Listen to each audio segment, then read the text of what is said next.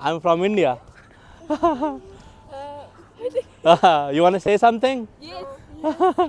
मैं कर रहा हूँ 1 लाख रुपए में 7 कंट्री ट्रैवल और आज है मेरा डे 1 मंगोलिया में. वैसे तो यहाँ से भी स्टिकर वीज़ा लग जाता है रशिया का. एक तो भाई ये हॉस्टल मुझे पड़ा है सिर्फ 430 रुपये पर डे पे. भाई यहाँ पे इंडियन जैसा ही सिस्टम है अपने. हालांकि यहाँ की करेंसी में तो भाई वो हज़ारों होते हैं क्योंकि मेरे पे ई वीज़ा है तो इसलिए मैं लगा रहा हूँ. जिससे भाई किसी भी एम्बेसी में जाना ना सबसे डिफिकल्ट काम है. ऐसे तो इंडियन रेस्टोरेंट यहाँ पर भी है बट इंडियन रेस्टोरेंट भाई महंगा पड़ता है. जब आप सुनोगे ना भाई आप शॉक्ड हो जाओगे क्योंकि मंगोलिया का भाई आप रेट सुन के चमक जाओगे. आप ये देखो एक्सप्रेसो 6K. तो भाई मैंने लिया है 24,000 का डोसा और ने लोगों से पूछा क्योंकि भाई मैप पर पता ही नहीं चला था. मैप से सर्च कर अभी देखो हल्के हल्के आपको देखो स्नोफॉल दिख रही होगी. रुको 1,000 रुपये के आसपास कपड़े धुलने के भाई 1,000 रुपये लग रहे हैं. भाई मेरे साथ ऐसी चोट हो गई यहाँ पर मैं. बट एक चीज़ से जो मेरा मूड मस्त हो रहा है. लेकिन एक चीज़ देखो 8:57 टाइम हो रहा है अभी नाइट के. तो भाई स्वागत है आपका एक और नई वीडियो में. अब मैं हूँ अभी मंगोलिया में. भाई मेरा जैकेट कैसा लग रहा है बताना. और आज है मेरा डे 21. मैं कर रहा हूँ 1 लाख रुपये में 7 कंट्री ट्रैवल और भाई डे हो चुका है 21. तो भाई देख लो अभी तक मेरी जर्नी ऐसे चल रही है. इससे पहले मैं था चाइना में और आज है मेरा डे 1 मंगोलिया में. तो हम मंगोलिया एक्सप्लोर करने वाले हैं. इस वीडियो में आज कुछ बेसिक चीज़ें करूँगा जैसे मेरे कपड़े धोना या कुछ सामान वामान लाना. तो आज ज़्यादा घूमेंगे नहीं. और भाई यहाँ अभी इस समय टेम्परेचर हो रहा है 2 डिग्री. ये अभी मैं बता रहा हूँ वो 1 बज रहे हैं दिन के और इंडिया में बज रहे होंगे 10:30 के आसपास. और भाई ख़तरनाक ठंड हो रखी है. ये चीज़ तो बड़ा मस्त हो गया. भाई गर्मी से आया हूँ मैं. चाइना में भी गर्मी थी अभी यहाँ हो रही है ठंड. मैं आपको बता देता हूँ मेरे पास रशिया का ना ई वीज़ा है ऑलरेडी. बट ई वीज़ा से ना मैं बाई रोड कजाकिस्तान नहीं जा सकता. तो मैं अब जा रहा हूँ रशियन एम्बेसी में स्टिकर वीज़ा अप्लाई करने. तो मैं पूरा प्रोसेस बताऊँगा. पहले मेरे को अगर वीज़ा का जुगाड़ बन जाता है मेरा तब मैं आपको प्रोसेस बताऊँगा वरना फिर नहीं बताऊँगा. वैसे तो यहाँ से भी स्टिकर वीज़ा लग जाता है रशिया का. बट मैं ट्राई कर रहा हूँ. अगर इनकेस कुछ इफ़ एंड बट होता है तब तो कोई मतलब नहीं है पूरी वीडियो बनाने का. और मेरा वीज़ा आ जाता है तब मैं आपको ढंग से एक्सप्लेन करूँगा कि कैसे मेरा वीज़ा आया है.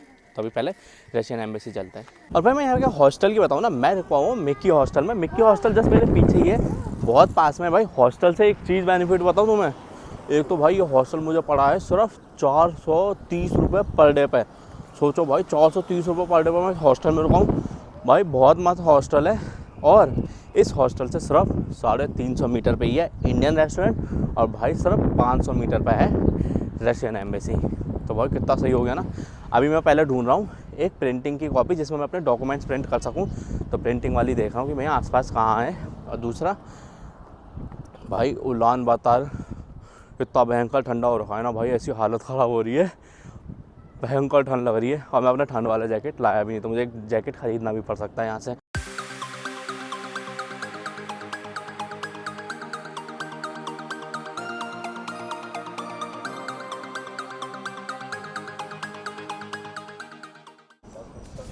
तो भाई डॉक्यूमेंट्स की तो फोटोकॉपी मैंने करवा ली है. भाई यहाँ पे इंडियन जैसा ही सिस्टम है अपने इंडियन करेंसी के हिसाब से. भाई मेरे 10 रुपये के नियर बाय लगा 9 रुपये समथिंग कुछ मान लो. हालांकि यहाँ की करेंसी में तो भाई वो हज़ारों होते हैं. तो उस चीज़ के बारे में खैर बाद में बात करेंगे. यहाँ की करेंसी के बारे में पहले रशियन एम्बेसी जाता हूँ डॉक्यूमेंट देता हूँ. देखो डॉक्यूमेंट मैं दे रहा हूँ एप्लीकेशन फॉर्म जो वीज़ा एप्लीकेशन फॉर्म है वो, मेरी होटल बुकिंग्स जो कि मैंने वो कर रखी है फ्री कैंसिलेशन वाली. अब पेड नहीं है तो आप भी बुक कर सकते हो. पेड ना बिना वो पेड वाली ज़रूरी नहीं है. और मैंने कराया अपना ई वीज़ा क्योंकि मेरे पे ई वीज़ा है तो इसलिए मैं लगा रहा हूँ जिससे भाई कुछ हिडन चीज़ ना हो. पता लगा बाद में वो उनको पता लग गया कि मेरे पास ई वीज़ा भी है और कुछ प्रॉब्लम हो तो मैं अपना ई वीज़ा भी लेके जा रहा हूँ. और मेरा इनविटेशन स्टिकर वीज़ा के लिए भाई वीज़ा इनविटेशन चाहिए होता है. देखो मैं पूरी डिटेल वीडियो इसकी भी बनाऊँगा वीज़ा की. बट कब जब मेरा वीज़ा आ जाएगा. इनकेस वीज़ा नहीं आया तो भाई आपका भी टाइम ख़राब होगा इतनी वीडियो देखने से. तो चलो अभी पहले एम्बेसी चलते हैं और डॉक्यूमेंट दे के आते हैं. भाई ये देख लो फेंसिंग दिख रही होगी आपको. ऐसी फेंसिंग दिख जाए तो समझ जाओ आप रशिया वीज़ा की एम्बेसी में आ गए. और सामने जो बिल्डिंग दिख रही है मेरे हिसाब से वही एम्बेसी है क्योंकि ये फेंसिंग दिख जाएगी आपको से लगी हुई. तो मैप पे भाई वही दिखा रहे हैं. तो चलो उधर चल के देखते हैं. और मैं बता रहा हूँ भाई किसी भी एम्बेसी में जाना ना सबसे डिफ़िकल्ट काम है. इसलिए जो वीज़ा वाले एप्लीकेशन फॉर्म होते हैं वो अपने आप ही जैसे VFS बने हुए हैं या और भी इस तरीके की जो भी एजेंसियाँ बनी हैं वहाँ से लगाते हैं क्योंकि वो सबसे इजी काम है. क्योंकि एम्बेसी में जाना भाई बहुत डिफ़िकल्ट और बहुत ज़्यादा सिक्योरिटी वाला चीज़ है. तो रास्ता ढूंढना पड़ता है कि भाई कहाँ से जाएं. तो वो भी चीज़ है, अभी मुझे पहले रास्ता ढूंढना है कि एम्बेसी में मैं जाऊँ तो कहाँ से जाऊँ। अभी तो सबसे टास्क वाला काम ही वही है भाई। इतना डिफिकल्ट भी नहीं था, ये गेट था, यहाँ पे ना गेट लगा हुआ है, गेट पे मैंने बस बटन दबाया था, अंदर से आवाज़ आ गई। तो अब वीज़ा भाई आज अप्लाई नहीं कर सकता, आज है सैटरडे, तो इन्होंने मंडे को बोला है। तो भाई मंडे को मैं सुबह पहली फुर्सत में आ जाऊँगा। अभी पहले चलते हैं हॉस्टल वापस, और वहाँ से कपड़े उठाते हैं और लॉन्ड्री के लिए देते हैं, और साथ में पहले कुछ खा भी लेते हैं। वैसे तो इंडियन रेस्टोरेंट यहाँ पर भी है, बट इंडियन रेस्टोरेंट भाई महंगा पड़ता है, इसलिए मैं इंडियन रेस्टोरेंट पर तो ना खा के कुछ छोटा मोटा जुगाड़ ढूंढूंगा वेज खाने का। तो अभी भूख भी लग रही हो भाई, अब 2 बज गए ऑलमोस्ट। तो चलो पहले कुछ खाने का जुगाड़ भी ढूंढते हैं, कोई कैफ़े ढूंढते हैं जहाँ भाई वेज फूड मिल जाए, या छोटा मोटा कुछ ऐसा आइटम मिल जाए, क्योंकि भाई यहाँ पे वेज खाना मिलना बहुत ही डिफिकल्ट है। यहाँ पर लोग मीट चिकन ये इसलिए खाते हैं क्योंकि भाई यहाँ पे इतनी ज़्यादा ठंड रहती है ना, यहाँ पे इतनी ज़्यादा ठंड रहती है भाई, इस कैपिटल सिटी में -30 डिग्री तक टेम्परेचर चले जाता है। तो भाई बिना मीट के तो भाई यहाँ के लोग सर्वाइव कर ही नहीं सकते, ईजी ही नहीं है। तो चलो भाई पहले कुछ खाते हैं। और मैं आपको मस्त चीज़ बता रहा हूँ, इस पूरी सीरीज़ में मंगोलिया वाली में मैं धीरे धीरे आपको यहाँ की बताता रहूँगा भाई इतिहास के बारे में, क्योंकि मंगोलिया का इतिहास बहुत ही मस्त है।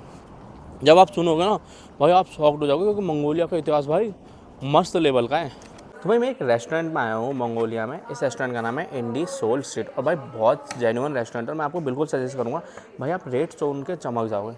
आप ये देखो, एक्सप्रेसो 6K, कैपेचिनो 7.5K। भाई यहाँ की करेंसी के बारे में खैर मैं आपको ब्रीफ में बता दूँगा। आप जो भी अमाउंट दिख रहा है इसको 23 से डिवाइड कर देना, तो यानी 100-150 रुपये में भाई आपका खाना आराम से हो सकता है। सॉरी, कॉफ़ी वॉफ़ी मिल जाएंगी बढ़िया। जैसे मेरी कैपेचिनो आप देखो, साइज़ भी अच्छी है और कैपेचिनो भी जेन्युइनली बहुत मस्त है। अब मैं आपको खाने की रेट बताऊँ, जैसे मेरे जैसे के लिए सबसे सही चीज़ क्या है, अभी देखो चना मसाला 30K।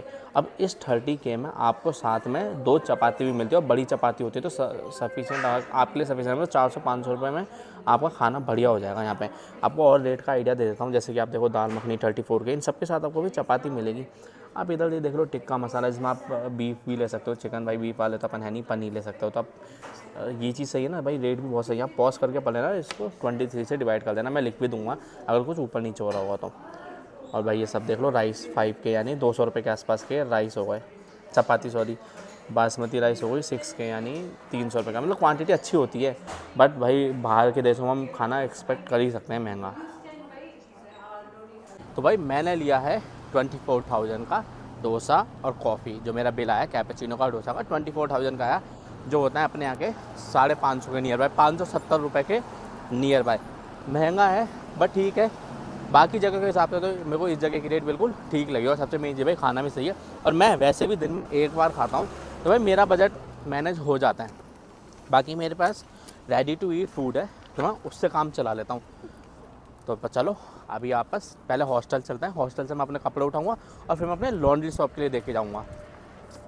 भाई आज हो सकता है ये वीडियो थोड़ी बोरिंग सी लग रही हो आपको, क्योंकि मैं ज़्यादा कुछ दिखा नहीं रहा। तो इस वीडियो में आप एक नॉर्मल लाइफ देखोगे, इनकेस आप भी कंटिन्यू ट्रैवल कर रहे हो, तो एक बेसिक लाइफ में हम क्या करते हैं उससे आपको आइडिया लग जाएगा कि मैं क्या क्या करने वाला हूँ। मैं हर चीज़ दिखाऊंगा आपको। अगर आपको थोड़ी बोरिंग लग रही है तो भाई अगली वीडियो का वेट कर सकते हो, नहीं तो आप देख लो भाई मैं कैसे नॉर्मल लाइफ यहाँ पे बिताता हूँ, जिसमें अपनी लॉन्ड्री करने वाला हूँ, मैं सेविंग करवा के आऊँगा। तो ये सारे काम मैं करने वाला हूँ आज।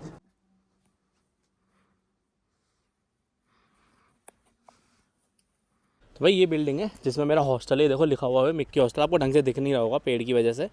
हॉस्टल तो मैंने आपको दिखा दिया है भाई। अब मैं जा रहा हूँ कपड़े लॉन्ड्री के लिए देने। मेरे बैग में अपने कपड़े भर लिए हैं, और बैग में इसलिए लेके जा रहा हूँ, बैग में वहीं के वहीं डाल लूँगा। तो हो सकता है एक सेम डे पे वाला सिस्टम हो तो वो कर लेंगे, मशीन वाला हो देखते हैं कैसी लॉन्ड्री है, कितने रुपये लगेंगे वो भी चलता है। फिर वहाँ से चलेंगे भाई सैलून, मेरे को सेफ ट्रिम करवाने बहुत बढ़ गए बाल।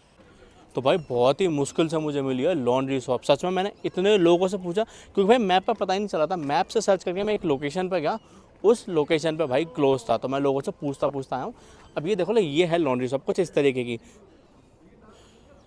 मैं क्या करूँगा भाई, इसकी लोकेशन मैंने सेव कर ली है, तो मैं लोकेशन भी डालूंगा। अगर आप आ रहे हो और आपको लॉन्ड्री करवानी है तो भाई वैसे ये यूज़ कर सकते हो। वैसे मेरे हॉस्टल में भी लॉन्ड्री थी, वो फ्री पड़ती, लेकिन भाई वो इसलिए यूज़ नहीं करी क्योंकि वो छोटी मशीन थी और मेरे पास कपड़े बहुत ज़्यादा था, उसमें सुखाने का लफड़ा था। अभी देखो हल्के हल्के आपको देखो स्नोफॉल दिख रही होगी, रुको तो कैसे दिखाऊँ भाई, कैमरे में समझ ही नहीं आ रहा। स्नोफॉल हो रही है हल्की हल्की सी, तो भाई कपड़े सुखाने का लफड़ा होता है। हॉस्टल वाली मशीन में ड्रायर नहीं था, बस वेट क्लॉथ होता, मैं सुखाता कहाँ भाई, स्मेल हो जाती पूरे रूम में। तो इसलिए फिर मैंने सोचा यहीं दे दूँ। मेरे लगे हैं 50,000, यानी अप्रॉक्सीमेट हो गए भाई 1000 रुपये के आसपास कपड़े धुलने के भाई 1000 रुपये लग रहे हैं। सच में यार कितना महंगा पड़ गया कपड़ा धुलवाना। भाई मेरे साथ ऐसी चोट हो गई यहाँ पर, मैं सेब ट्रिम करवाने वाला था, मैंने ट्रांसलेट करके इतना समझाया कि 1 नंबर करना है। भाई ये देखना मीठा बना दिया, सच में साफ़ ही कर दिया। जैसे उन्होंने ट्रिमर चलाया ना, ओ भाई मेरे होश उड़ गए कि भाई 1 नंबर की जगह इन्होंने सारे बाल उड़ा दिए। भाई देखना मीठा बना दिया, इतना मूड ख़राब हो रहा है। अब ये सेट होने में लग जाएंगे भाई 10-15 दिन कम से कम। भाई 10-15 दिन मीठा बन के घूमूँगा।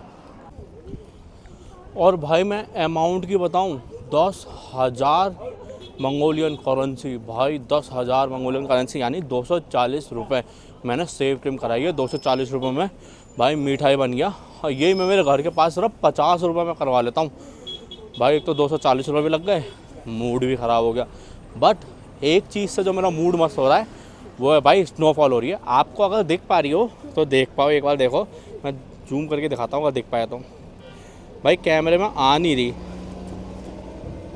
क्योंकि भाई हल्की हल्की हो रही है। तो मैं क्या हूँ यहाँ थोड़ी देर यहाँ बैठूँगा और देखता हूँ भाई तेज़ स्नोफॉल मिल जाए। अगर तेज़ स्नोफॉल मिल गई तो भाई मज़ा आ जाएगा, कैडी वीडियो बन जाएगी।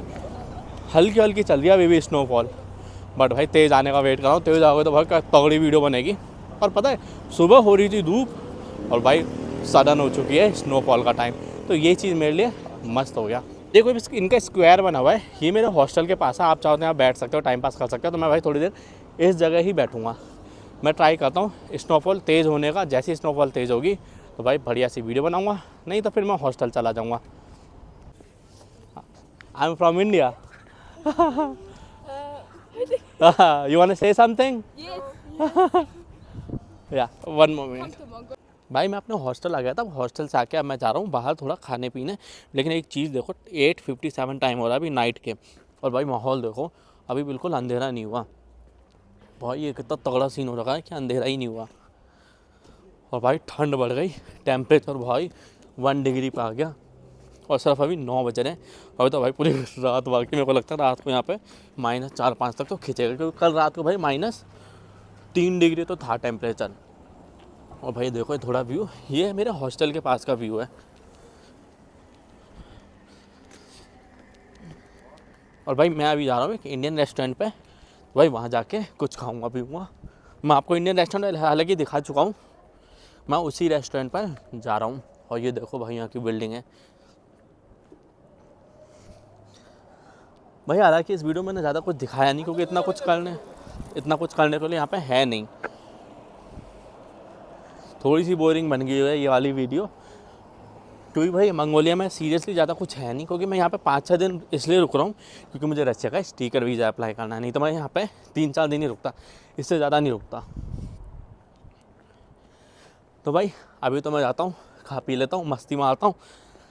इस वीडियो को तो खैर यहीं एंड करते हैं, मिलेंगे अब अगली वीडियो में।